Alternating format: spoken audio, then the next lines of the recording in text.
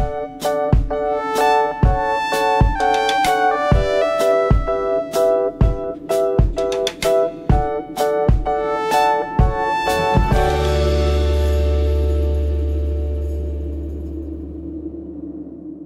everybody, and welcome to my Dark Eldar. No, I shouldn't say that. It's the Drukhari, Codex Drukhari.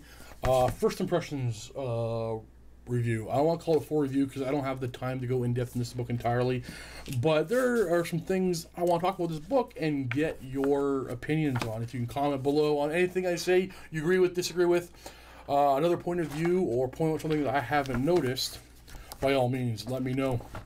So, reading this book got me excited for a few things, mostly homunculus covens, but they added some more interest. So the reason why I started Dark Eldar Army back in 7th edition of Warhammer 40k was because I wanted to paint raiders, not because I wanted to play them. Now they're interesting. Now I want to play them more. I stopped playing them in Index because when everybody was on Index, the Dark Eldar the Drukhari were a little too powerful. As the codices came out, they were less powerful, but I like the book. I want to say that. I like this book, and a few things confused me, but I like this book. The power from pain hasn't changed. There are more sub-factions in this book than any other ones, because we have cults, covens, and cabals. All of which I don't have anything of, and unfortunately, I personally at this time cannot show off any of the cult or coven rules because I have no way of making lists legally to use the rules, which is interesting. So my collection's not invalid, but I can't show off the rules for this army, which I did not expect. I don't own succubuses. I don't have any of them. I don't have enough homunculus stuff. Basically, to use the cult or coven or cabal rule, your entire detachment has to be a cult, coven, or homunculi, or cult, coven, or cabal. And I can't make any detachments, so I have to buy a bunch of models. I'm not complaining. I think they did a pretty good job.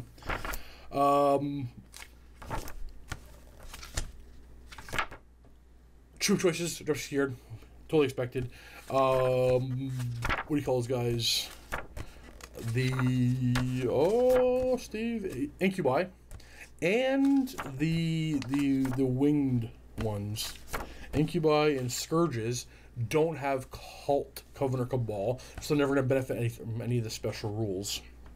They are on their own.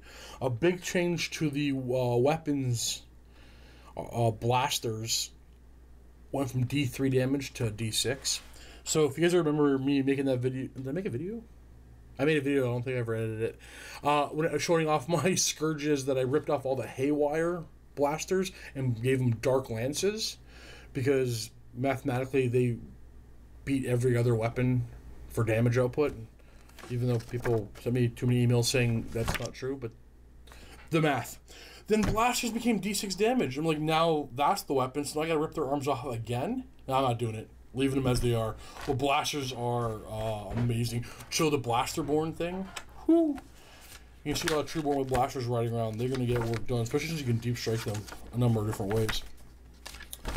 Let's talk about the Coven, cults, and cabals. Jet fighters can become cabal or cult, witch cults. Void ravens can be cabal or witch cults. Raiders, venoms can be coven, cabal, or witch cult. The Ravager is cabal only. This is important because, you know, if you gotta have all the models in the same coven, cabal, or coven, cabal, or cult to benefit from the rules. But let's talk about the rules first, and we get into a little more depth. So the cabals, they call them obsessions. Cabal of the Black Heart. Units with this obsession have the power from pain ability treated as one battle round higher. That's pretty good because turn 1 you can bring down your reserves and reroll your charges, because Make sure I'm not lying. Turn 2, typically you get to reroll charges and advances. If you're using that Cabal, if you're doing it on turn 1, rerolling your charges and advances. That means on turn 2, you're hitting on 2s in combat instead of 3s. Like having +1 to that power from pain chart, aces. And units that do not have power from pain, that are from the Cabal, but don't. Sorry, units that have Cabal that are in this, that have this obsession, that don't have power from pain, get endured suffering. So basically, the first thing on the chart from power from pain, on turn 1, everything with the power from pain rule ignores damage on a 6+. That's everything. That's all your guys with tough. I'll just say toughness, but that's the 7th edition thing. All your infantry, all your peoples, ignore damage on a 6+, turn 1. But that's called endured suffering. So what this means is your raiders, your venoms, your razor-wing jet fighters, they have Cabal, and if they're in this one, they ignore damage on a 6+. That's nothing, like nothing to shake. Like that's good. Like that's, don't snare at that one. People mock it. It's only a 6 up. It's good. It'll keep vehicles alive. It'll shave off a couple or save you a couple extra wounds. It's not a bad thing at all. Again, squeaky chair. Sorry, I don't even know if you guys can hear it. Cabal of the Flayed Skull, Slay from the Skies. Add 3 inches to the move characteristic for all models with this obsession that can fly. So your raiders, your venoms, your razor-wing jet fighters. What else is Cabal that can fly? Not a whole lot, actually. Maximum move is increased by 3, and in addition, enemy units do not receive the bonus for cover from these models. Again, if you watched any of my videos, covers and it should, whatever.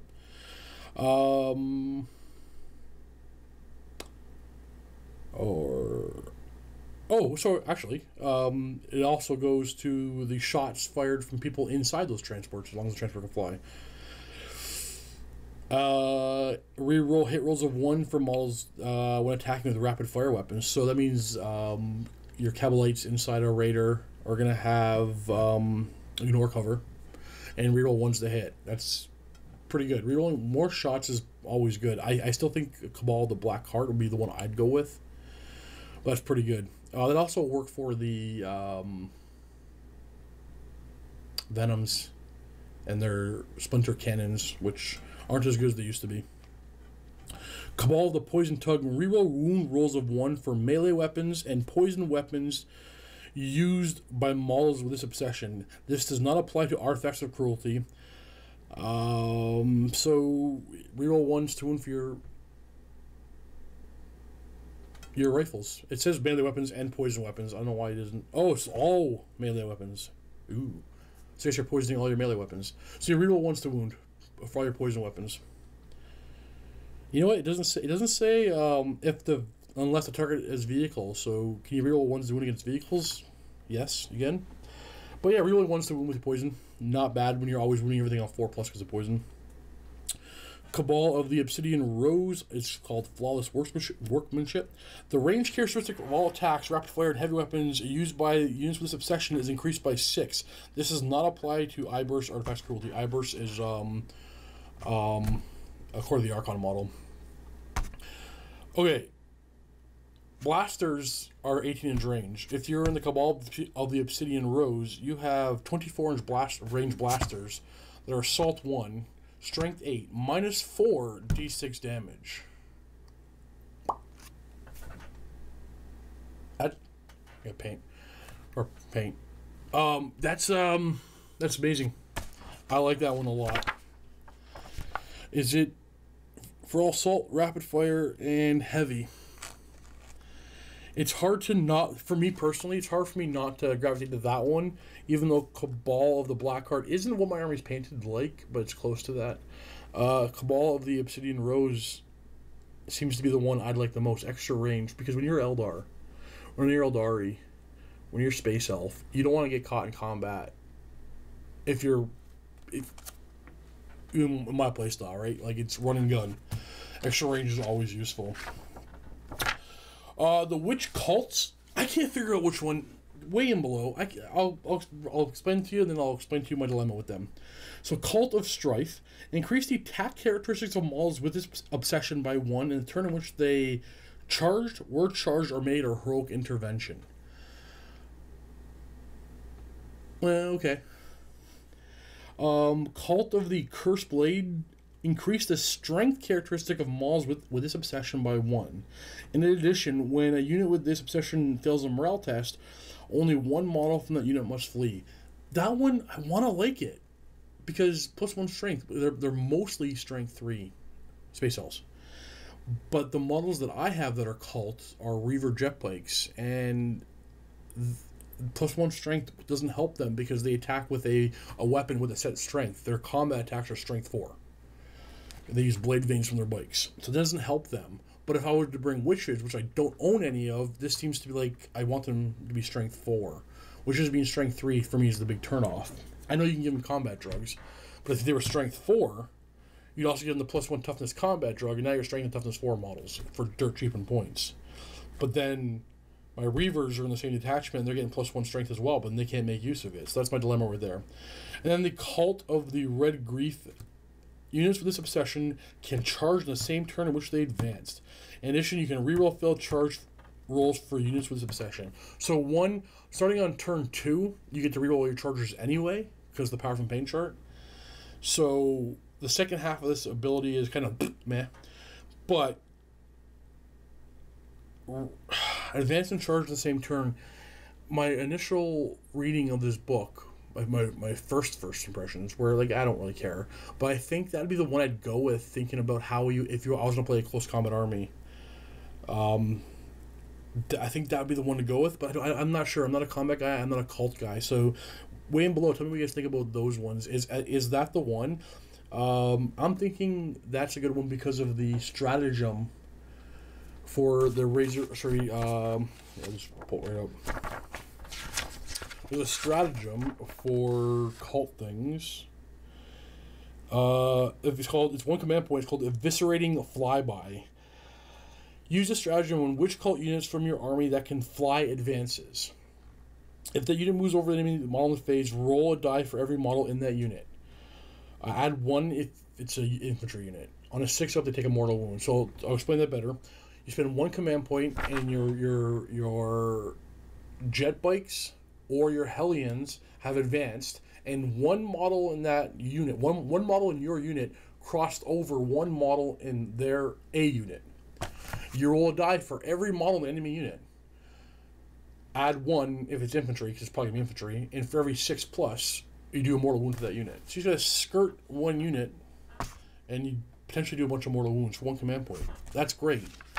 And Reaver jet bikes went from 16-inch range to 18-inch range.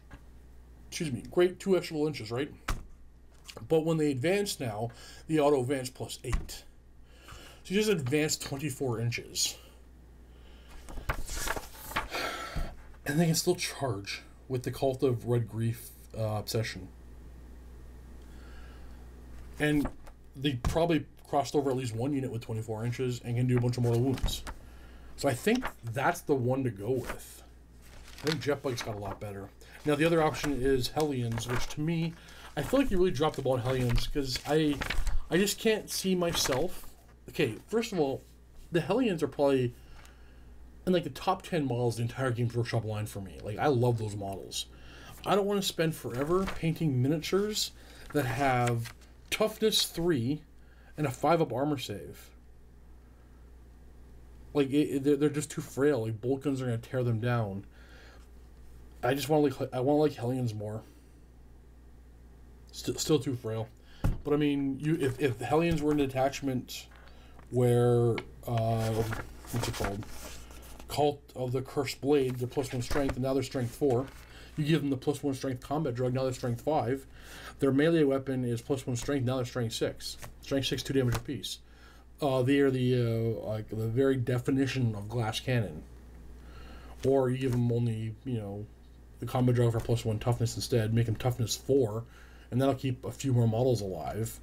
But the 5-up save is really hurting it for me.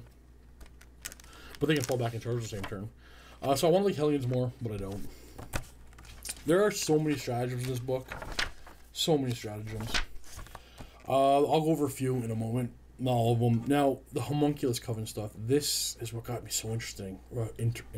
So interested. The Prophets of Flesh. That is, I can't remember his name. The named character. Urine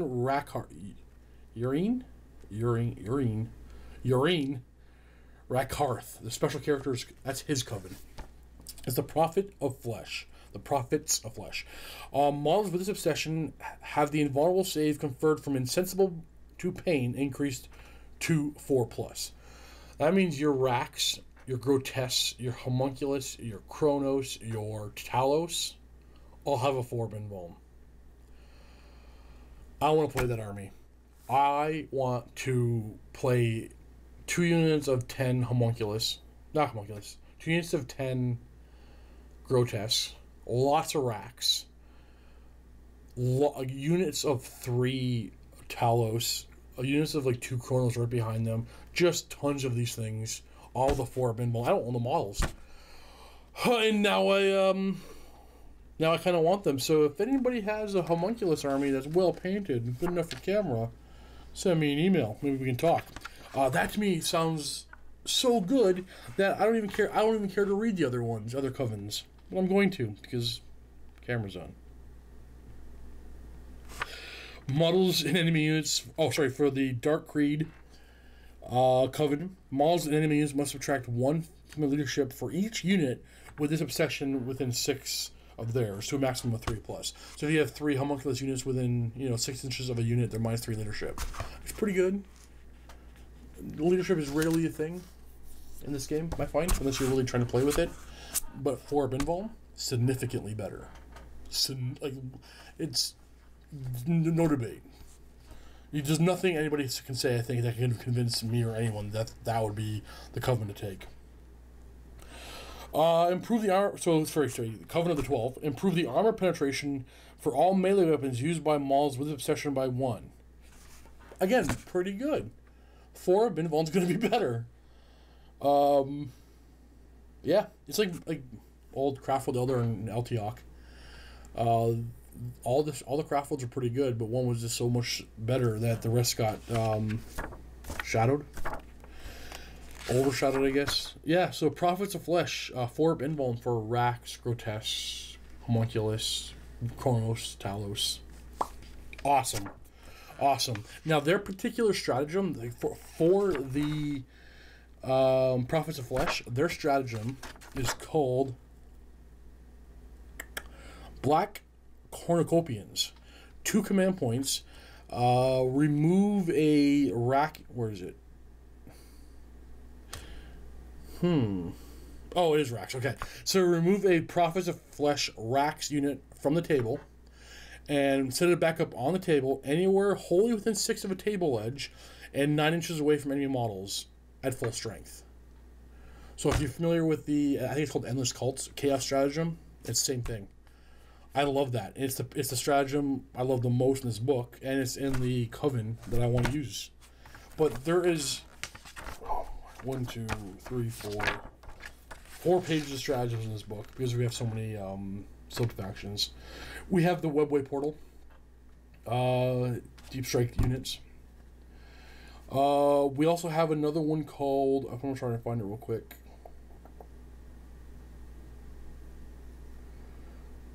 Screaming Jets. 1 command point. It's deep striking something that can fly. You can't use it if you. I think you can't use it if you use Webway Portal. Yeah, so it's one or the other. Craftworld Elder have the same thing. And you can't use stratagems with the same name, right? So if I have a mixed Craftworld and Drukhari army, I can't use Webway Portal from both books. But I can use Screaming Jets from this book and the Deep Strike of Fly unit from their book, which has a different name, which is very interesting. You can heal some Homunculus stuff with a command point. You can do Haywire Grenade type stuff, similar with everybody else's Haywire Grenade stratagem. There's one Alliance of Agony for 1 command point. If your Warlord is an Archon, that's a Cabal character, you can give a Homunculus and a Succubus HQ character in your army a warlord trait.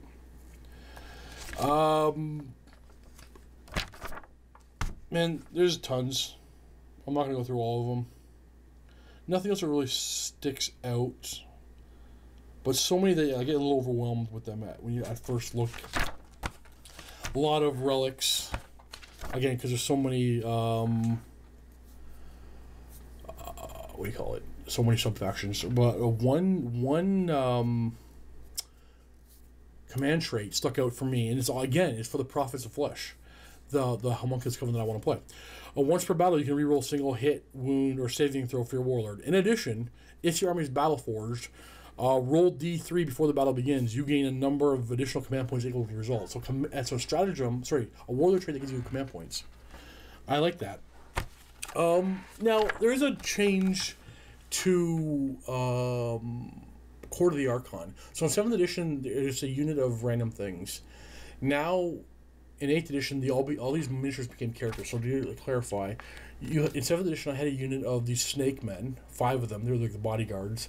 A Lamaean, which was like a little knife assassin. Medusae, which had robes and like a little flamer. And a little ghoul, and they're all one unit, like the personal bodyguard of the Archon. 8th edition came, and they all became characters. So they all have to charge one at a time. Like that, you can hide them behind other units, but I think the fact that they all became characters kind of took away the interest. I stopped using them. And in this book, similar to the Tau thing, you're limited to 4 Court of the Archon models per detachment. Like, why? I have 5 Slith. I have redundant models now, so I'll be giving away some Slith, I guess. I don't like that. I think they, I don't know. A similar thing happened with the Beasts. I just think looks like the resin models are being limited because Court of the Archon and the Beast or the Beastmaster, they're all resin. So I was gonna say this book is gonna be fun. I can't really make lists at the moment with it, but I want to play Homunculus Coven. One more big change, which I find quite interesting, because you think like, well, how do you make a list now? Because it's so hard. It's gonna be really hard to make lists if you want to bring all your models. They added a way of making lists with just patrol detachments, which I think was pretty smart on their part, and I can't find the page. So now, if your army is battle forged, and you have 3 patrol detachments, you get 4 command points. That is slightly higher tax than a battalion. You have to have 3 HQs and 3 troops, but you get more command points.